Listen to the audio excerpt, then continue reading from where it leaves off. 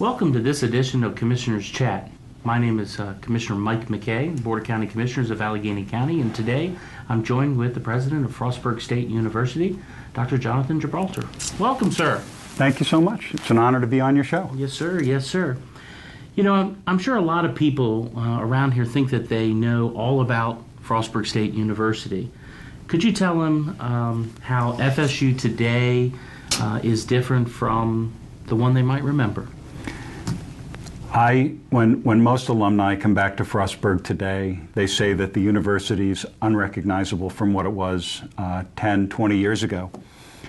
First of all, the university is much bigger than it was back then when the population here was, 3,000 and 4,000 students. We're now at about 5,200 students at Frostburg. And that is across all different levels, undergraduate, master's, and now a new doctoral program with 2 new doctoral programs on the way. The range and scope of programs is changing. Our participation in the National Collegiate Athletic Association has changed. We're now in the Capital Athletic Conference, and I shouldn't let this out, but in about 2 weeks we'll be announcing a new football conference that we're going into. We're going to become affiliate members of the New Jersey Athletic Conference. If you look around the campus, Mike, and you just take a look at the buildings and not just the new construction, but the renovations of the campus, people come back here and they just say, this can't be my university. Well, that is wonderful. There's definitely a synergy here and an excitement that can see from down to the dry cleaner who might just come and pick up dry cleaning from here to there. That's right. So, you've recently launched a marketing campaign that's based on a tagline, "One University, a World of Experiences." Can you explain to us maybe what exactly that means? Well, first of all, One University is, an umbrella, because it's not just Frostburg State University here in Frostburg.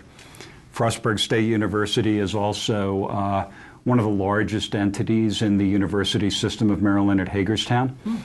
We also offer a bachelor's degree in engineering at Anne Arundel Community College in Arundel Mills, and soon we're going to be offering a bachelor's of science in engineering at Cecil Community College. So we really expand from this spot in Frostburg, Maryland, all the way down to the Eastern Shore. But we feel that as the world has made a move towards being much more online, massive online courses, people getting their academic content through their PDAs, through their cell phones, and all the apps and everything else that people are using today, I feel very strongly that college and university campuses are here for a reason. We're here to engage young people in experiences that are not just important inside the classroom, but outside the classroom. So we've tried to create an environment here that I think the main word I would use would be experiential education. Getting students to do internships, externships, legislative internships in both Washington, D.C. and in Annapolis, summer internships, clinical rotations, in every way. And in fact, we're working right now on an experiential transcript so that when you graduate from Frostburg, you not just have a transcript of your grades, but you also have a way of documenting what you did outside the classroom. That'll be actually certified by faculty members. And we're actually working towards this year the possibility of making that experiential transcript and students doing something outside the classroom actually required. So it's not just going to be something that we think you should do, it's going to be required to graduate. Now, I understand there's a new Opportunity Scholarship Program that got recently launched in an agreement. Well, let me start first by saying that, in terms of our state resources that we receive, we allocate about $2.5 million of our state funding to scholarships.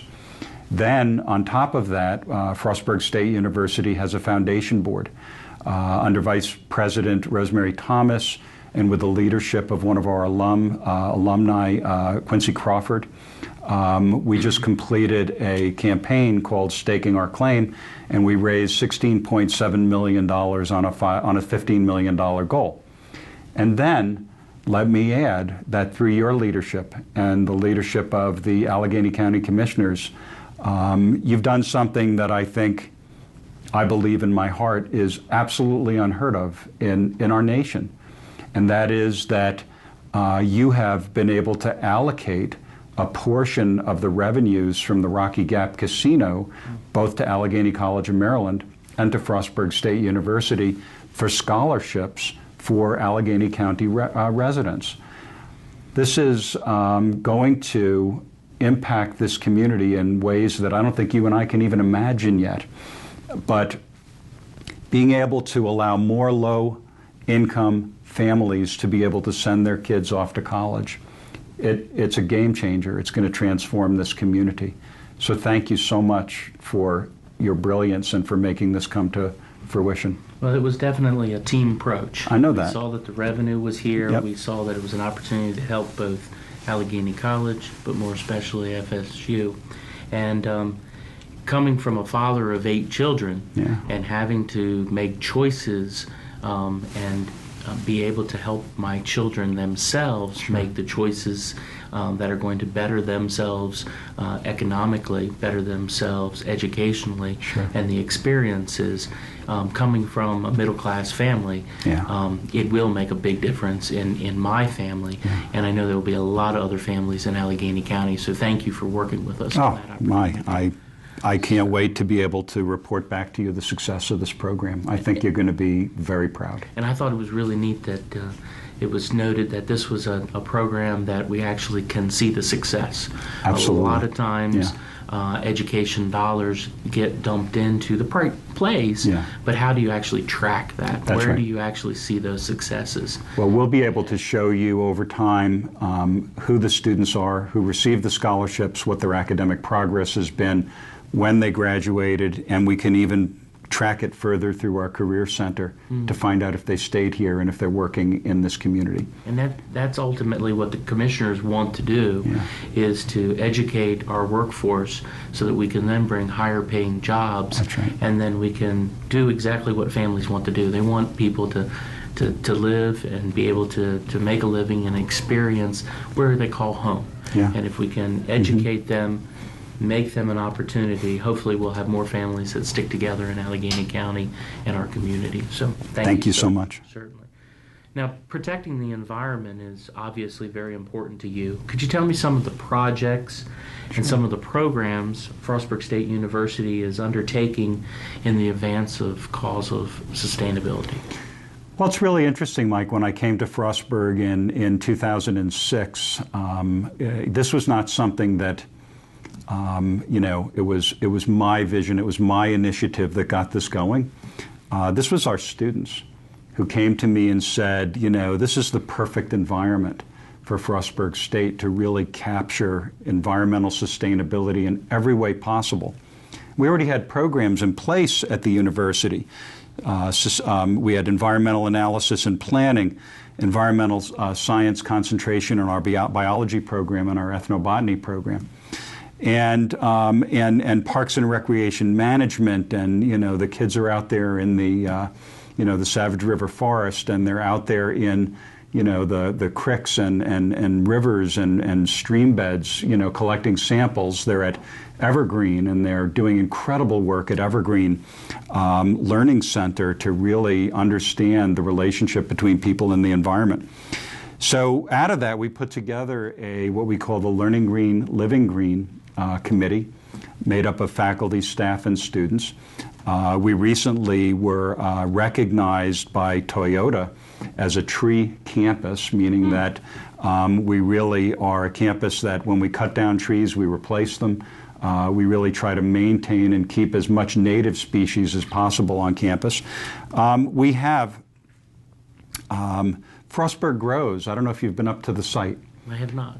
You need to go up to the site, Mike. I'd love to take you up. It is a series of greenhouses that are 120 feet in length. They're massive.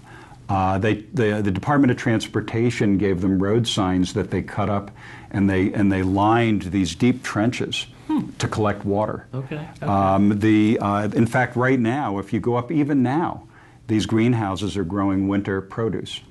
And we're actually going to be using the produce that's produced in Frostburg Grows in partnership with our food service program, so that we can use some of the produce that's produced and use it right here on campus in the dining hall. We're also considering and probably going to expand it into an aquaculture facility, meaning we're going to start raising our own fish. Okay. And then those fish will produce fertilizer that helps to fertilize the plants that are growing in the greenhouses, and we'll also be able to use the fish and serve them in our dining hall.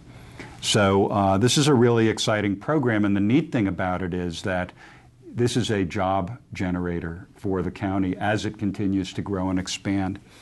The SURF, the Sustainable Energy Research Facility, located up in the Allegheny Business Park, we launched it,